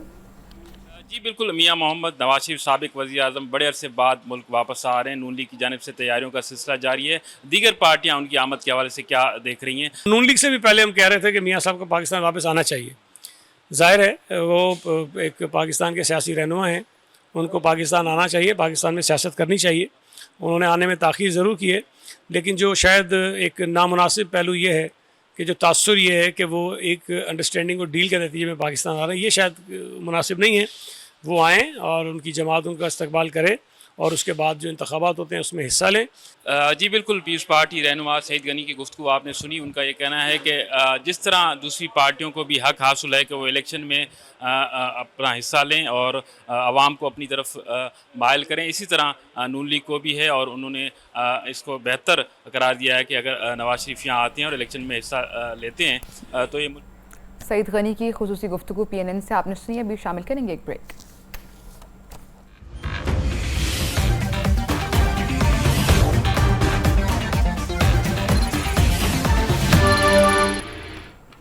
निगरान वज़ीर-ए-आज़म अनवारुल हक काकड़ का दौरा चीन है। चीनी सदर शी जिनपिंग की जानिब से तीसरे बेल्ट एंड रोड फोरम में शरीक हैं। आलमी रहनुमाओं के एजाज़ में एशिया निगरान वज़ीर-ए-आज़म अनवारुल हक काकड़ एशिया में शिरकत के लिए ग्रेट हॉल ऑफ पीपल में पहुँच गए हैं। तो इस वक्त ये 4 रोज़ा दौरा है निगरान वज़ीर-ए-आज़म अनवारुल हक काकड़ का चीनी सदर शी जिनपिंग की जानिब से तीसरे बेल्ट एंड रोड फोरम में शरीक आलमी रहनुमाओं के एजाज़ में ये एशिया है। इसी हवाले से मज़ीद तफसीलात जानेंगे। नुमाइंदा खुसूसी सिद्दीक साजिद हमारे साथ मौजूद हैं। सिद्दीक साजिद, क्या डिटेल्स हैं इस हवाले से? जी, निगरान वजीर आजम अनवारुल हक काकड़ जो हैं वो चीनी सदर शी जिनपिंग की जानिब से तीसरे बेल्ट एंड रोड फोरम के शुरा के एजाज में जो इशाया दिया जा रहा है उसमें शिरकत के लिए पहुंच गए हैं। ये इशाया जो है ग्रेट हॉल ऑफ पीपल्स में दिया जा रहा है, जो कि आलमी रहनुमाओं जितने भी अहम कॉन्फ्रेंसेस वगैरह होती हैं वो भी इधर ही होती है। निगरान वज़ीर आज़म इस मौका पर जो चीनी सदर हैं शी जिनपिंग उनके साथ और दीगर जो आलमी रहनुमा इस इशाये में शरीक हैं उनके साथ जो है वो गैर रस्मी मुलाकात भी करेंगे। और बुनियादी तौर पर वो इसी बेल्ट एंड रोड जो फोरम है इसके जो आलमी कॉन्फ्रेंस इसके तहत उसमें शिरकत के लिए यहाँ पर पहुंचे हैं। और आज सुबह से मुख्तलिफ रहनुमाओं के साथ उनकी मुलाकातें भी हुई, जिसमें श्रीलंका के सदर के साथ उनकी मुलाकात हुई है। इस तरह कीनिया के सदर के साथ मिले हैं। मुख्तलिफ चीनी कंपनियों के सरबराहों के साथ भी निगरान वज़ीर आज़म की मुलाकात हुई है। खासतौर पर चीन जो सी पैक के हवाले से गोलमेज कॉन्फ्रेंस थी, उसमें भी उन्होंने पाकिस्तान की तरफ क्या मजीद इस तरह की साइडलाइन मीटिंग्स जो हैं वो शेड्यूल हैं? जी बिल्कुल, इसी तरह की मजीद साइडलाइन मीटिंग भी शेड्यूल है। और उनकी एक अहम मुलाकात अब से थोड़ी देर बाद जो रूस के सदर हैं व्लादिमीर पुतिन, उनके साथ भी उनकी जो है वो मुलाकात होगी। और उस मुलाकात में पाकिस्तान रूस के दरमियान जो ताल्लुकात और इलाकाई सलामती के मुतल्लिक जो अमूर हैं, मशरक़ वस्ता की सूरत हाल है, इसके ऊपर तफसीली तबादला ख्याल होगा। जबकि कल जो है वो निगरान वज़ीर आज़म बेल्ट एंड रोड तफसीली तबादला ख्याल होगा। बहुत शुक्रिया सदीक साजिद हमारे साथ मौजूद थे और हमें इस हवाले से इंफॉर्मेशन दे रहे थे। अभी वक्त है ब्रेक का। अहम खबर है कि बेंगलुरु में पाकिस्तानी टीम के खिलाड़ी बीमार हो गए। टीम मैनेजमेंट के मुताबिक बुखार में मुब्तला होने वाले कुछ खिलाड़ी मुकम्मल सेहतयाब हो गए हैं। बुखार के शिकार खिलाड़ी मेडिकल पैनल के अंडर ऑब्जर्वेशन हैं। खिलाड़ी आज सिर्फ 2 घंटे ट्रेनिंग सेशन करेंगे। आपको बताएं कि कुछ खिलाड़ी जो हैं वो बीमार हो चुके हैं, बुखार में मुब्तला है और कुछ के ये कहा जा रहा है कि रिकवरी हो चुकी है। बुखार के शिकार खिलाड़ी मेडिकल पैनल के अंडर ऑब्जर्वेशन में है और टीम मैनेजमेंट के मुताबिक बुखार में मुब्तला होने वाले कुछ खिलाड़ी मुकम्मल सेहतयाब हो गए हैं। खिलाड़ी आज सिर्फ 2 घंटे ट्रेनिंग सेशन करेंगे। बेंगलुरु में पाकिस्तानी टीम के खिलाड़ी बीमार हो गए हैं। टीम मैनेजमेंट के मुताबिक बुखार में मुब्तला होने वाले कुछ खिलाड़ी मुकम्मल सेहतयाब हो गए हैं। बुखार के शिकार खिलाड़ी मेडिकल पैनल के अंडर ऑब्जर्वेशन है। इसी हवाले से मजीद तफसीलात जानने के भारत के जो मैच है उसके बाद पाकिस्तानी खिलाड़ी वायरल इन्फेक्शन का शिकार हुए हैं और पाकिस्तान क्रिकेट बोर्ड का जो मेडिकल पैनल है, टीम के साथ जो मेडिकल डॉक्टर है, वो खिलाड़ियों के हवाले से उनकी देखभाल कर रहा है। अभी तक जो बताया गया है कि शहंशाह अफरीदी के साथ साथ जमान खान और फखर जमान ये वायरल इन्फेक्शन का शिकार हुए थे, लेकिन वो रिकवर कर गए। आज जो पाकिस्तान टीम का जो प्रैक्टिस सेशन था, पहले उसको मनसूख कर दिया गया था। अब दोबारा पाकिस्तान क्रिकेट बोर्ड ने वो जो 4 घंटे का प्रैक्टिस सेशन है उसको 2 घंटे तक मुहित कर दिया गया और उसमें चंद खिलाड़ी जो है वो प्रैक्टिस सेशन करेंगे। जो जिनको वायरल इन्फेक्शन है वो खिलाड़ी अभी होटल में आराम करेंगे और उनका बाकायदा तौर पर उनकी ट्रीटमेंट जारी है। और पाकिस्तान क्रिकेट बोर्ड की जानब से जो अभी लामिया जारी किया गया है उसमें बताया गया है कि सीरियस किस्म की कोई ऐसा इनको वायरल इन्फेक्शन नहीं है, ताहम खिलाड़ियों को अभी आराम दिया गया है। जी, खिलाड़ियों को जो है वो अभी आराम दिया गया है। बहुत शुक्रिया। चौधरी अशरफ हमारे साथ मौजूद थे। और अब ये खबर कि सुप्रीम कोर्ट का आज़ादी राय से मुतालिक तारीखी फैसला सामने आया है। हुकूमत को इख्तियारात के नाजायज़ इस्तेमाल से रोक दिया गया है। सुप्रीम कोर्ट ने फैसले में कहा है कि हुकूमत शहरियों के खिलाफ बेबुनियाद और झूठी कार्रवाइयों से परहेज़ करे। इख्तियारात के नाजायज़ इस्तेमाल से अवाम में खौफ और अदम तहफ़्फ़ुज़ का एहसास पैदा होता है। सुप्रीम कोर्ट ने आज़ादी राय से मुतालिक तारीखी फैसला सुना दिया है। इसी पर तफसीलात भी जान लेते हैं। हमारी नुमाइंदा शबिया नकवी हमारे साथ मौजूद हैं। शबिया, बताएगा सुप्रीम कोर्ट के फैसले में मज़ीद क्या कहा गया है? शबिया से रब्ता करेंगे। एक बार फिर आपको बताएंगे कि सुप्रीम कोर्ट ने आज़ादी राय से मुताल्लिक फ़ैसला सुना दिया है। हुकूमत को इख्तियारात के नाजायज़ इस्तेमाल से रोक दिया गया है। सुप्रीम कोर्ट ने कहा है कि शहरियों के खिलाफ बेबुनियाद कार्रवाइयों से रोका जाए। इख्तियारात के नाजायज़ इस्तेमाल से अवाम में खौफ और अदम तहफ़्फ़ुज़ का एहसास पैदा होता है। सुप्रीम कोर्ट ने आज़ादी राय से मुताल्लिक तारीखी फ़ैसला सुना दिया है और हुकूमत को इख्तियारात के नाजायज़ इस्तेमाल से रोक भी दिया गया है। शबिया नकवी साथ मौजूद हैं, डिटेल्स उनसे जानते हैं। शबिया, सुप्रीम कोर्ट के फैसले के हवाले से बताइएगा। जी बिल्कुल, सुप्रीम कोर्ट की जानिब से एक बड़ा फैसला सामने आया कि हुकूमत को सुप्रीम कोर्ट ने जो इख्तियारात के नाजायज़ इस्तेमाल से रोक दिया है और फैसले में ये कहा गया कि हुकूमत शहरियों के खिलाफ बेबुनियाद और झूठी कार्रवाइयों से परहेज करे। इख्तियारात के जो नाजायज़ इस्तेमाल से अवाम खौफ और अदम सिक्योरिटी का एहसास पैदा होता है। इसके साथ फैसले में ये भी कहा गया कि खौफ का ये माहौल जो है वो रियासती इदारों के खिलाफ नफरत पैदा करता है। खौफ के माहौल में मीडिया भी जो है वो आज़ाद काम नहीं कर सकता। ये भी कहा गया है सुप्रीम कोर्ट के फैसले में कि हुकूमत जो है वो नाक़दीन और सियासी मुखालिफ को अपना दुश्मन ना समझे। आइन हर शहरी को सियासी, मुआशरती और आज़ादी राय की आज़ादी देता है और शहरियों के इन हकूक का तहफ़्फ़ुज़ जो है रियासत की आइनी जिम्मेदारी है। इसके साथ ये भी कहा गया है कि प्रिंट और इलेक्ट्रॉनिक मीडिया तक जो मालूमात पहुँचाने का जरिया है, आज़ादी राय का हक इस्तेमाल करने पर सियासी वर्कर, सहाफ़ियों और दीगर पर मुकदमात का इंदराज हो रहा है। ये यकीन करना मुश्किल है कि अवामी नुमाइंदे, सहाफ़ी, सियासी वर्कर्स या रियासत मुखालिफ सरगर्मियों में मुलव्वस हैं कि नहीं। तो सुप्रीम कोर्ट का एक बड़ा फैसला जो है वो इस वक्त सामने आया है। जी जी ठीक है, बहुत शुक्रिया आपका शबीर नकवी।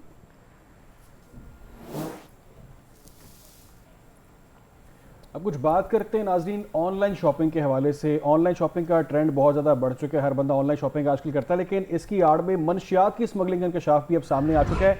ANF की मुख्तलिफ शहरों में कार्रवाइयाँ सामने आई है। पेशावर गिरोह के 11 मुल्ज़िमान गिरफ्तार कर लिए गए हैं।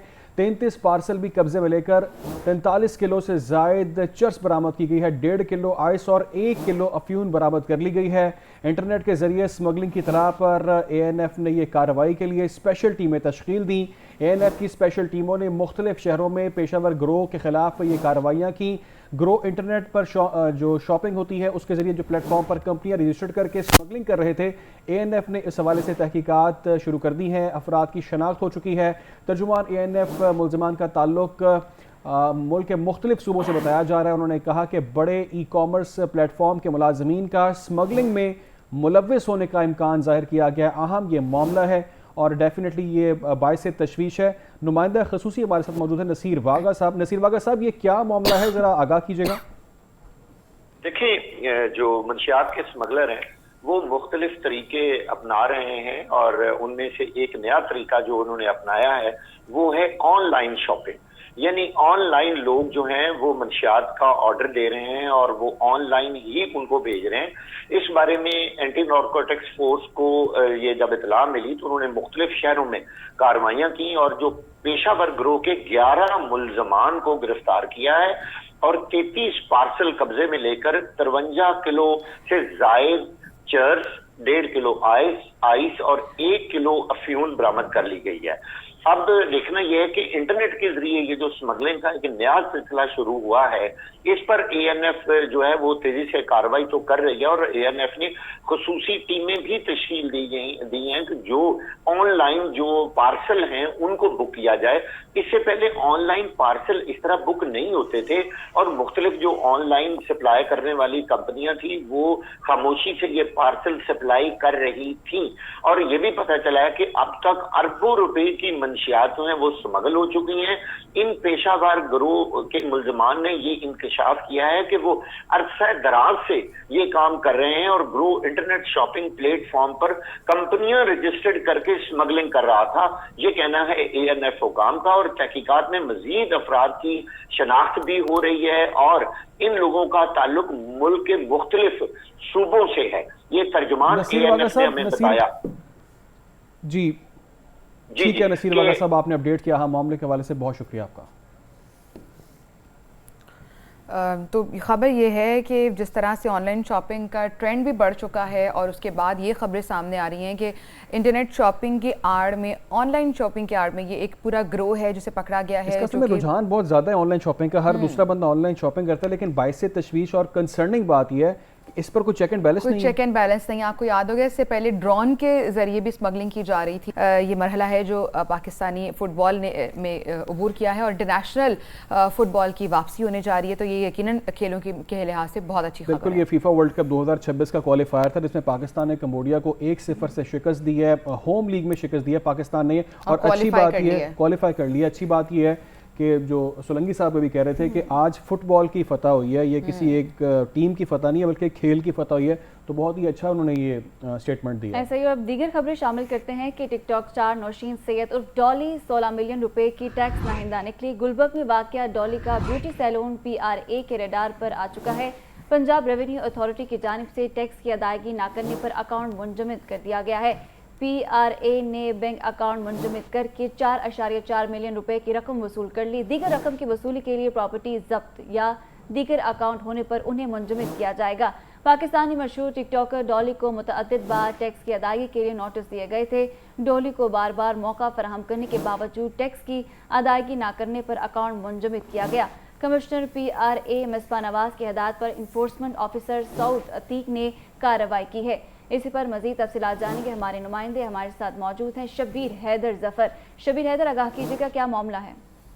जी, मशहूर पाकिस्तानी टिकटॉक स्टार नौशीन सैयद और डॉली 16 मिलियन रुपए की टैक्स नादहिंदा निकली है, जिस पर गुलबर्ग में वाक़या डॉली का ब्यूटी सैलून PRA के रडार पर आ गया है और पंजाब रेवेन्यू अथॉरिटी की जानब से टैक्स की अदम अदायगी पर जो है उसके खिलाफ कार्रवाई करते हुए अकाउंट्स को मुंजमद कर दिया गया है और पंजाब रेवेन्यू अथॉरिटी की जानिब से बैंक अकाउंट्स मुंजमद करके 4.4 मिलियन रुपए की रिकवरी जो है वो भी कर ली गई है, जिस पर तर्जुमान पंजाब रेवेन्यू अथॉरिटी का कहना है कि दीगर रकम की वसूली के लिए प्रॉपर्टी जब्त या दीगर अकाउंट होने पर जो है उन्हें मुंजमद किया जाएगा। और इसके साथ साथ उनका ये भी कहना था कि उनके जो डोली को बार बार मौका भी फराहम किया गया था और उनको नोटिस भी जारी किए गए थे कि वो अपना जवाब जमा करवाएं, जबकि उनकी जानिब से जवाब और ना अदायगी ना करने की वजह से कार्रवाई अमल में लाई गई है। और ये commissioner Punjab revenue authority Misbah Nawaz की हदायत पर इन्फोर्समेंट ऑफिसर सऊद अतीक ने कार्रवाई की है। जी ठीक है, बहुत शुक्रिया शबीर हैदर हमारे साथ मौजूद थे। पंजाब भर में असातिज़ा लीव इनकैशमेंट और सरकारी स्कूलों की निजकारी के खिलाफ सरापा एहतजाज हैं। सरकारी असातिज़ा लीव इनकैशमेंट और ग्रेजुएटी बिल में तरामीम वापस लेने का मुतालबा कर रहे हैं। मज़ीद तफसीलात बताएंगे हैदर खरल।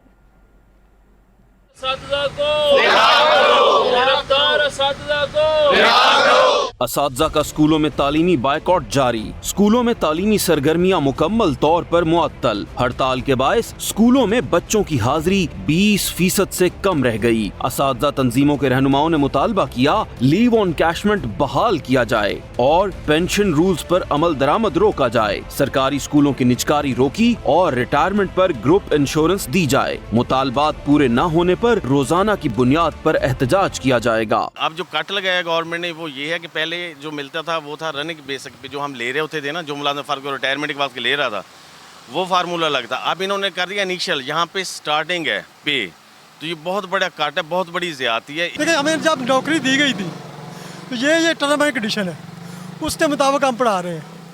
अब यकदम उनको चेंज कर देना, तब्दील कर देना, ये कोई तरीकाकार नहीं है। वैसे जो हमारे असातिज़ा भाइयों को गिरफ्तार किया गया उनको रिहा किया जाए। और दूसरी बात ये है कि हमारा जो असूली मौक़िफ़ है कि ये जो लीव इनकैशमेंट रूल्स में तरमीम की जा रही है या इसके अलावा स्कूलों की प्राइवेटाइजेशन के बारे में बात की जा रही है, ऐसा न किया जाए। दर्जा चारुम के मुलाजिम को कम से कम लीव ऑन कैशमेंट की सूरत में 3 लाख रुपए का नुकसान उठाना पड़ेगा। स्केल 16 के मुलाजिम को ये 9 लाख तक का नुकसान देगी। हमारे मुतालबात क्या होते हैं? हम यही कहते हैं कि हमें रोटी कपड़ा मकान सुकून से मिल जाए। हम मेंटली रिलैक्स होंगे तो हम बच्चों को पढ़ाएंगे ना। हमें पहले ही क्या मराहत मिलती हैं जिनके ऊपर जो लीव इनकैशमेंट के मद में आके हमें मजीद मतलब जो मिल रहा था उस पर भी कटौती लगा रहे हैं। 1 जून 2023 को निगरां पंजाब हुकूमत ने सरकारी मुलाजमीन की लीव ऑन कैशमेंट रनिंग बेसिक की बजाय इनिशियल बेसिक पर देने का नोटिफिकेशन जारी किया था, जिससे सरकारी मुलाजमीन को रिटायरमेंट पर लीव ऑन कैशमेंट में लाखों रुपए का नुकसान होगा। हैदर खरल, PNN, लाहौर। इस पर बात करने के लिए हमारे साथ मौजूद है राना लियाकत, पंजाब टीचिंग यूनियन के ये सदर हैं। राना लियाकत, बहुत शुक्रिया आपके वक्त का। इस वक्त असातिज़ा जो हैं वो सरापा एहतजाज हैं, लीव इनकैशमेंट को मुस्तरद करें। सबसे पहले तो क्या आप लोगों के तहफ़्फ़ुज़ात इस हवाले से बताइएगा? गवर्नमेंट ने 1 जून से हमारी लीव इनकैशमेंट जिसमें तकरीबन 60 से 70% हर मुलाजिम को नुकसान होने जा रहा है, वो इसका नोटिफिकेशन जारी कर दी। और उसके साथ साथ हमारी जो सालाना तरक्की है और पेंशन और ग्रेजुएटी है उसमें कमी करने के लिए मुख्त इस्लाहात करने की कोशिश कर रहे हैं।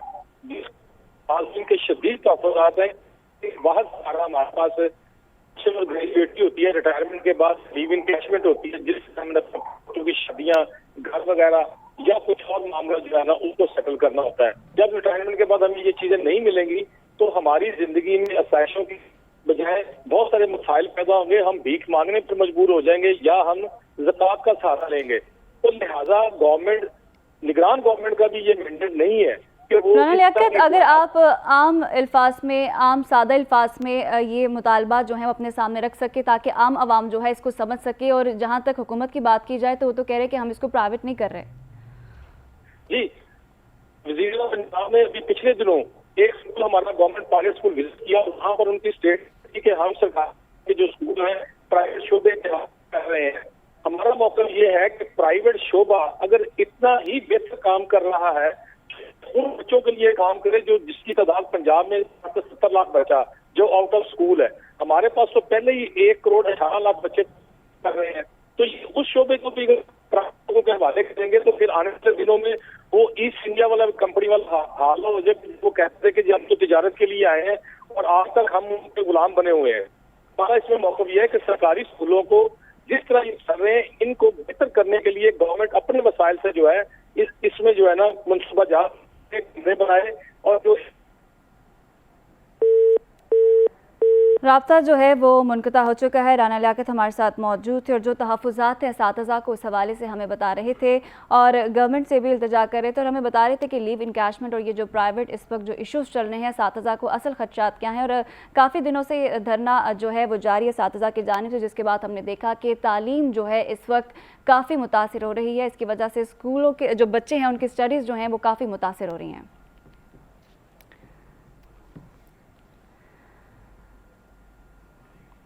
हमारे साथ माहिर तालीम सादिया वान भी मौजूद हैं, उनसे भी बात करेंगे, लेकिन उससे पहले हम बताएं कि हुकूमत के तालीमी मैदान में इनकलाबी इक़दामात और बड़ी तादाद में बच्चों को स्कूल में दाखिल कराने के दावे खोखले निकले हैं। वज़ारत तालीम के दस्तावेज़ात के मुताबिक पाकिस्तान में 2 करोड़ 80 लाख बच्चे स्कूल जाने से महरूम हैं। दुनिया में सिर्फ नाइजीरिया की शरह ख्वानदगी पाकिस्तान से नीचे है।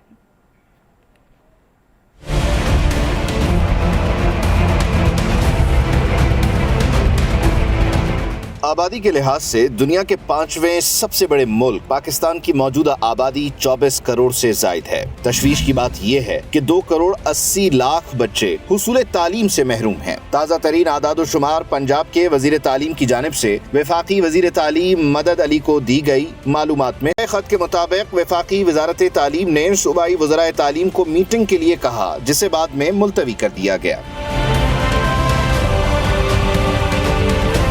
2021 में उस वक्त के वजीर तालीम शफकत महमूद ने वफाकी काबीना को ब्रीफ किया था कि 1 करोड़ 80 लाख 70 बच्चे स्कूल नहीं जा रहे। उस वक्त वफाकी काबीना ने एक रोड मैप की मंजूरी दी थी कि आउट ऑफ स्कूल बच्चों को तालीम देने के लिए संजीदा इक़दामात किए जाएं। इसके बावजूद तालीम से महरूम बच्चों की तादाद में गैर मामूली इजाफे ने पॉलिसी मेकर्स की कारकर्दगी का पोल खोल दिया है। माहिरीन के मुताबिक पाकिस्तान में ज्यादातर बच्चे मेहनत मजदूरी करते हैं, उनके पास तालीम हासिल करने के वसाइल नहीं, जबकि हुकूमत की जानिब से भी उनकी मदद नहीं की जाती। ज़राए के मुताबिक पाकिस्तान अपने टोटल GDP का सिर्फ 1.7% तालीम पर खर्च करता है। हुकूमत को ये शरह बढ़ाकर 4% तक करने की जरूरत है।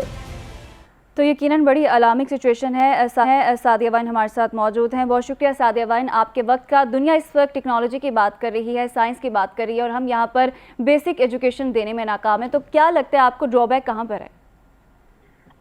वालेकुम अस्सलाम and thank you very much for taking me online. यहाँ पर मैं एक बात फौरन ही कहना चाहूँगी कि कहाँ पे लैक है हमारा स्टडी स्ट्रक्चर जो है और हमारे बच्चे की कितनी ज्यादा भयानक किस्म की बात नहीं होती। जैसे लगता है कि कोई खौफनाक ख्वाब किसी ने देखा और वो घबरा के उठ के कहेगा कि मेरे मुल्क के कितने बच्चे बाहर हैं। ये तो वो बच्चों का नाम है, नंबर है जो कि ऐसे ही आ जाता है सामने। उनके लिए कोई बड़ी बात ही नहीं है कि 2 करोड़ 80 लाख बच्चे बाहर हैं। और यहाँ पर एक और बात जो बहुत इम्पोर्टेंट है वो ये है कि कुछ भी नहीं किया जा रहा। ये बच्चे वो हैं जो कि नजर आ रहे हैं, वो बच्चे जो घरों के अंदर हैं, जो बाहर नहीं निकलते। वो माँ बाप जो अपने बच्चों को पढ़ाएंगे कहाँ से? फीस स्ट्रक्चर आप देख लीजिए कि एक आम औरत जो घर में काम करती है उसकी 10-15 हज़ार तनख्वाह है, घर में वैसे उसके 6 बच्चे उन्होंने पैदा किए होते हैं, वो कहाँ जाएंगे? तो जो उनका हस्बैंड है वो भी काम नहीं कर रहा होता।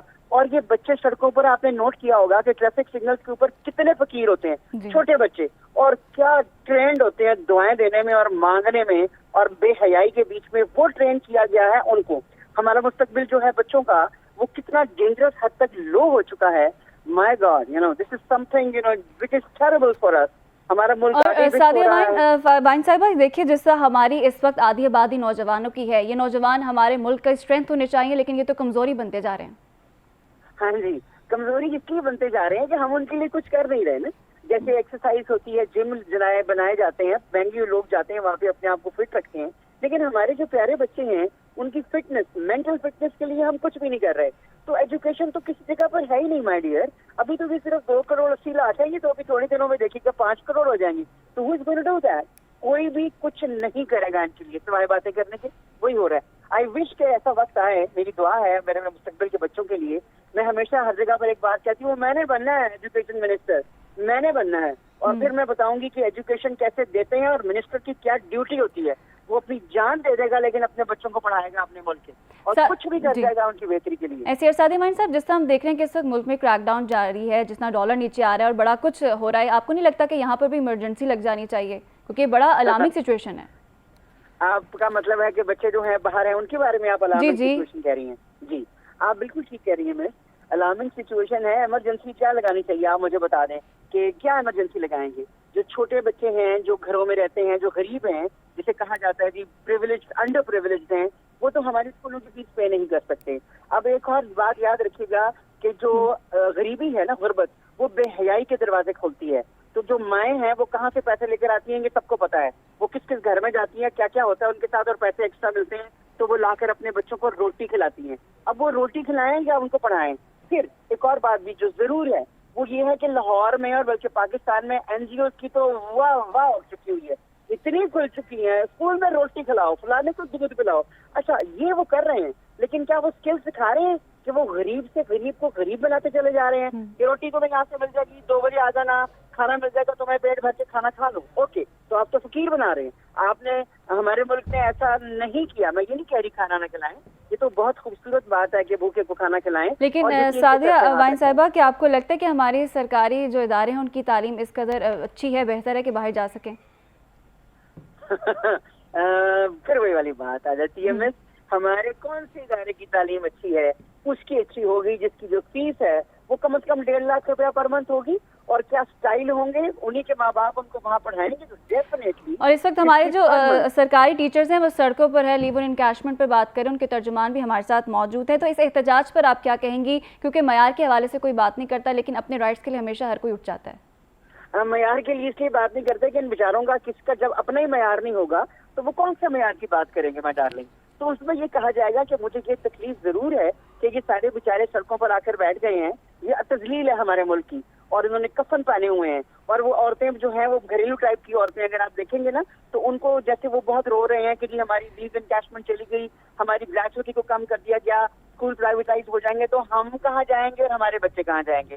तो यहाँ पर एक बात जो बहुत ज्यादा इम्पोर्टेंट है। सादिया वाइन साहब, इस पर बात करने के लिए राना लियाकत हमारे साथ मौजूद है, सदर पंजाब टीचर्स यूनियन है। राना लियाकत, इस सादिया वाइन की आपने बात सुनी होगी, आप इस पर क्या कहेंगे?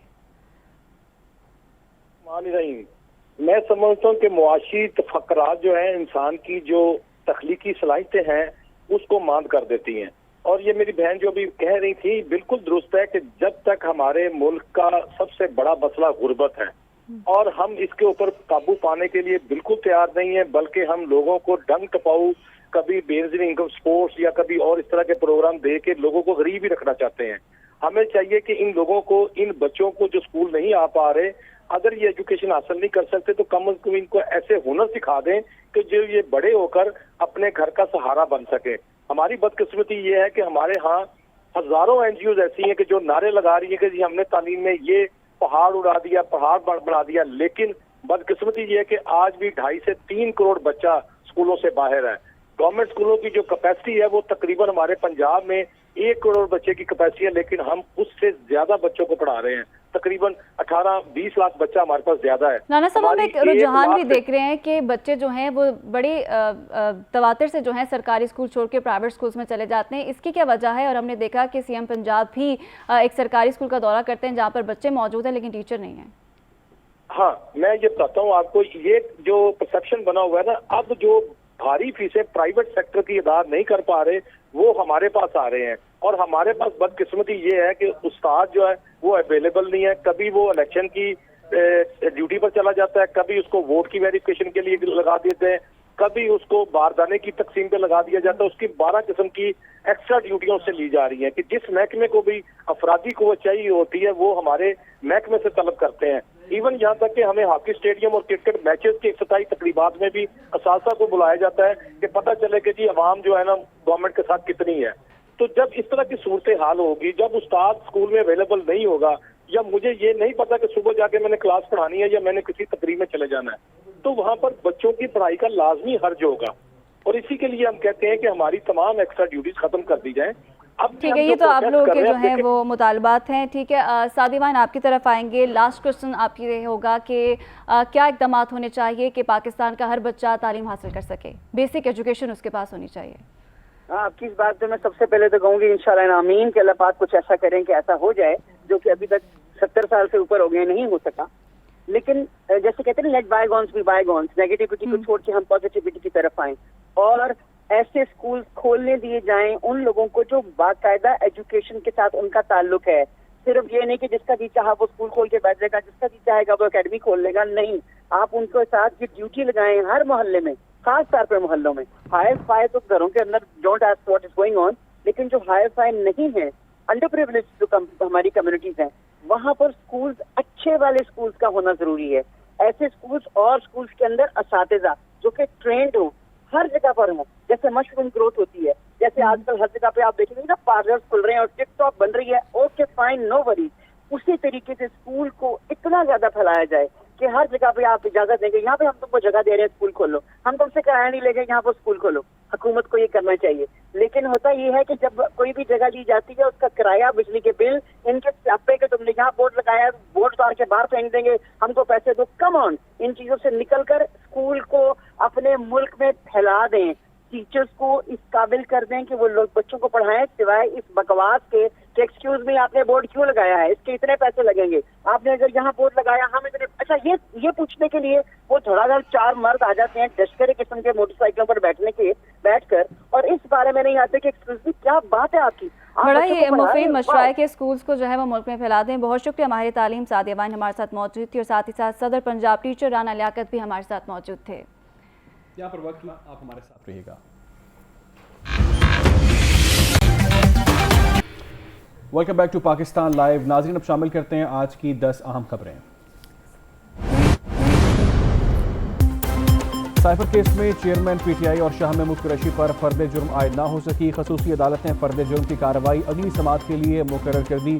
जज अबुल अस्ताद ने अडियाला जेल में केस की समाअत की। समाअत के दौरान मुलजिमान में चालान की नकल तकसीम कर दी गई। अडियाला जेल में चेयरमैन पीटीआई के सेल की तोसी। साइफर केस की समाअत के दौरान चेयरमैन पीटीआई ने घर के खाने और वर्जिश के लिए साइकिल मुहैया करने की इस्तदा की। खसूसी अदालत के जज ने रिमार्क्स दिए कि जेल में खाना मुहैया करने की जिम्मेदारी जेल हुकाम की है। जेल मैनुअल के तहत साइकिल मुहैया करने का हुक्म दिया गया। नैब तरामीम को बहाल किया जाए। वफाकी हुकूमत ने फैसले के खिलाफ सुप्रीम कोर्ट में अपील दायर कर दी। मौक़िफ़ अपनाया। नैब तरामीम बुनियादी हकूक़ की खिलाफ वर्जी नहीं। गैर कानूनी मुकीम अफराद को पाकिस्तान छोड़ने की डेडलाइन में 14 दिन बाकी। गैर कानूनी मुकीम अफराद को 31 अक्टूबर तक पाकिस्तान छोड़ना होगा। डेडलाइन के बाद गैर कानूनी मुकीम अफराद की गिरफ्तार और मुल्क बदर कर दिया जाएगा। हुकूमती अहकामात पर अफगान बाशिंदों की वतन वापसी का सिलसिला भी जारी है। और समेत पंजाब में असातिज़ा का स्कूलों में तालीमी बॉयकॉट 7वें रोज़ भी जारी है। स्कूलों में बच्चों की हाजिरी कम। फैसलाबाद, जड़ावाला और दीगर शहरों में असातिज़ा के मुजाहरे। असातिज़ा का गिरफ्तार अफराद को फौरी रिहा करने और दीगर मुतालबात की मंजूरी तक एहतजाज जारी रखने का ऐलान। शिकारपुर में पुलिस को अहम कामयाबी मिल गई। SHO समेत 5 पुलिस एहलकारों को बाजियाब करा लिया गया। 7 रोज़ कबल थाना कोट शाहू पर डाकुओं ने हमला करके एहलकारों को असलहा समेत अगवा कर लिया था। DIG लाड़काना कहते हैं डाकू बुज़दिलाना कार्रवाइयों से बच नहीं सकते। चुन चुन के डाकुओं का खात्मा किया जाएगा।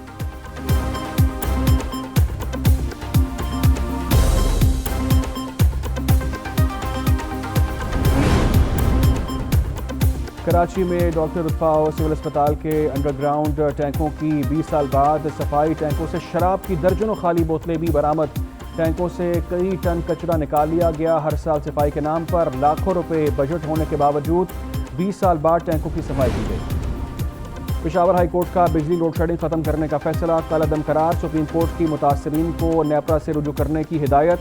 अदालत ने कहा डिस्कोस के खिलाफ नेपरा अथॉरिटी और ट्रिब्यूनल के फॉरम मौजूद हैं।